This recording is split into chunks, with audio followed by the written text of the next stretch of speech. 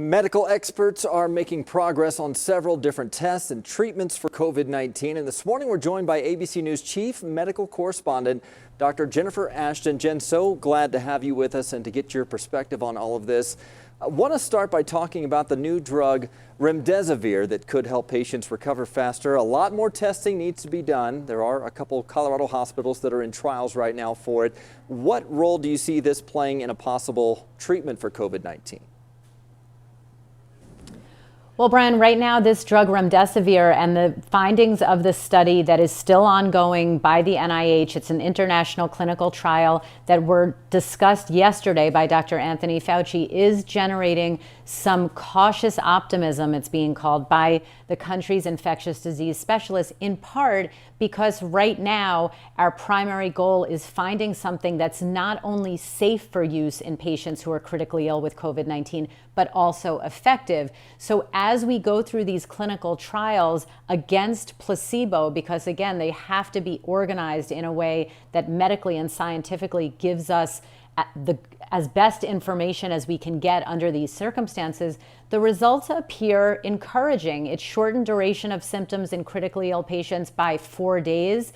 This is in an ICU setting, so that is a big deal. And there's a suggestion, underscore on the word suggestion, because it's not known definitively yet, that it may reduce the risk of death from COVID-19 from 11% to 8%. However, Brian, it's not without controversy. An opposing result data just released in the journal The Lancet, clinical trial out of China comparing remdesivir to placebo in about 200 patients, didn't show any significant effect, although they did have to stop that trial early because they just ran out of patients because their cases had declined. So again, we will continue to study this drug, but right now it is really the first ray of some encouraging news. Yeah, and it's such a numbers game right now. We've also heard about antibody tests and possibly using plasma to create this convalescent serum. Do you see that having a major impact on the recovery process? And what precautions should people take if they've already had the virus?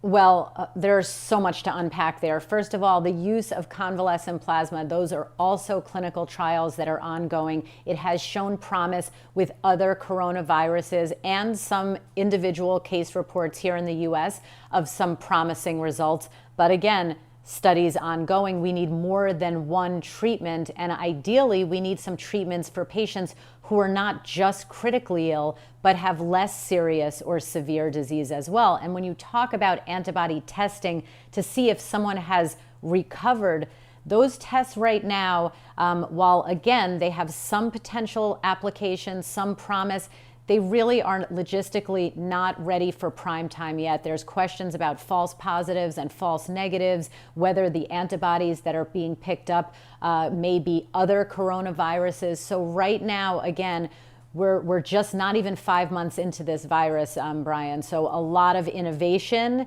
and manufacturing and learning going on all simultaneously. Everybody wants these accelerated results, but we still have to go through the proper channels. So certainly thank you for your perspective and hope you're doing well and staying safe.